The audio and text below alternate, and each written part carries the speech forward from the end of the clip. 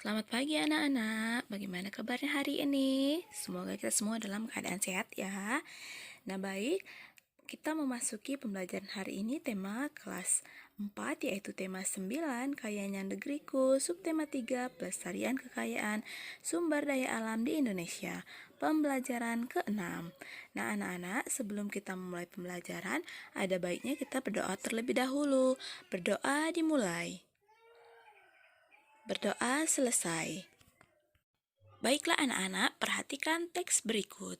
Telah kamu ketahui bahwa ikut menjaga lingkungan alam dan sumber daya alam termasuk salah satu kewajiban sebagai warga negara. Banyak contoh perilaku yang dapat ditemukan kaitannya dengan usaha-usaha yang dapat dilakukan dalam menjaga lingkungan alam dan sumber daya alam di sekitar kita.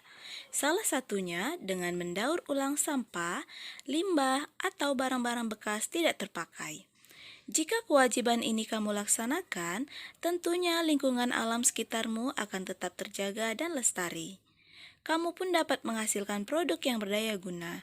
Namun sebaliknya, apa yang akan terjadi jika kewajibanmu menjaga lingkungan lama tidak kamu laksanakan? Tentunya akan banyak terjadi masalah, bahkan bencana seperti banjir, tanah longsor, kekeringan, dan menjangkitnya penyakit karena sampah. Hal yang demikian juga berlaku pada sendi kehidupan yang lain.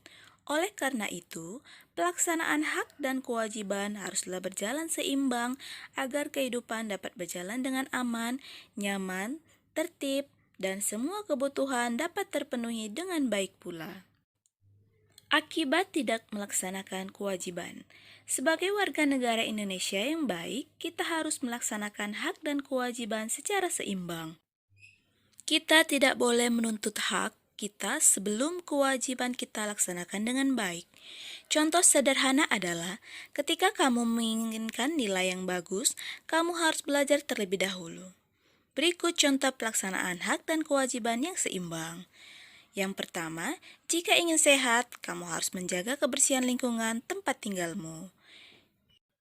Yang kedua, jika ingin terhindar dari banjir, jangan membuang sampah di sungai. Yang ketiga, jika kamu menginginkan udara bersih, kamu harus mau menanam pohon. Itulah contoh sederhana pelaksanaan hak dan kewajiban yang seimbang dan dapat dilakukan sehari-hari. Bagaimana dengan kewajiban sebagai warga negara? Apakah kamu telah melaksanakan kewajibanmu? Haruskah orang yang mengabaikan kewajiban diberi sanksi? Mengapa? Orang yang mengabaikan kewajiban harus diberi sanksi karena mengabaikan kewajiban berarti mengabaikan pula aturan-aturan tersebut berguna untuk menjaga ketertiban di dalam masyarakat itu sendiri. Perhatikan tabel berikut. Di dalam tabel ini terdapat beberapa contoh sanksi jika melanggar kewajiban.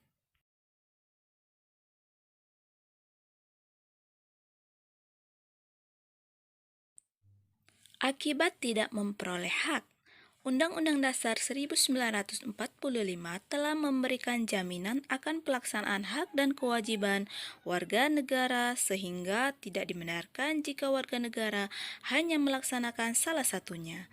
Apakah itu hak ataupun kewajiban, kedua-duanya harus dilaksanakan secara merata dan seimbang. Pernahkah kamu melihat kejadian seorang warga negara tidak memperoleh haknya sebagai warga negara? Apakah kamu sendiri pernah mengalaminya? Bagaimana dengan hak kamu untuk memperoleh pendidikan yang layak? Sudahkah terpenuhi? Coba kamu bayangkan jika orang tuamu melarang atau membatasimu untuk bersekolah dan memperoleh pendidikan. Sementara kamu ingin sekali meraih cita-citamu, ingin seperti teman-temanmu yang lain menuntut ilmu setinggi-tingginya. Bagaimana perasaanmu dan apa yang akan kamu lakukan? Dalam masalah ini jelas bahwa hak kamu sebagai warga negara telah dilanggar. Oleh karena itu, kamu akan merasa sedih, kecewa, dan marah. Tindakan terbaik yang dapat kamu lakukan adalah dengan menanyakan langsung kepada orang tuamu dan meminta orang tuamu untuk memenuhi hakmu. Nah, anak-anak, tugas kamu tuliskan 5 hak dan kewajiban sebagai siswa di sekolah. Perhatikan teks mengapa Jakarta setiap tahun banjir berikut ini. Setiap musim hujan, Jakarta banjir.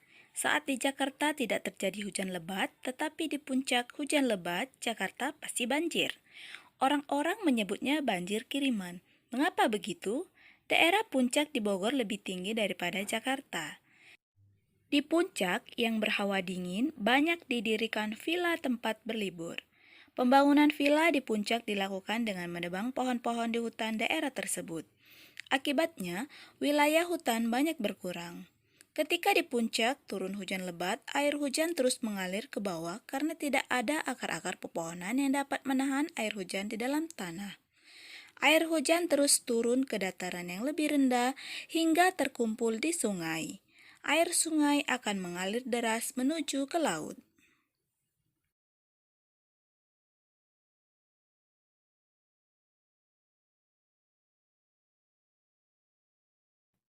Anak-anak, kamu telah membaca bacaan mengapa Jakarta setiap tahun banjir? Carilah informasi penting pada bacaan tersebut, kemudian lengkapilah gambar peta pikiran berikut. Timbulnya bencana salah satunya disebabkan oleh sebagian besar masyarakat yang tidak melaksanakan kewajibannya terhadap lingkungan alam sekitar.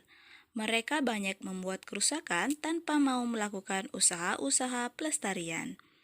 Bencana apa saja yang bisa timbul jika manusia melakukan kerusakan terhadap lingkungan alam sekitar? Carilah jawaban pertanyaan tersebut dengan bertanya kepada narasumber sekitarmu. Kamu dapat bertanya kepada orang tuamu, bapak ibu guru, atau orang-orang lain di sekitarmu. Buatlah laporan hasil wawancara seperti contoh dalam kotak berikut. Kerjakan dan kumpulkan tugasmu ya anak-anak. Sampai jumpa.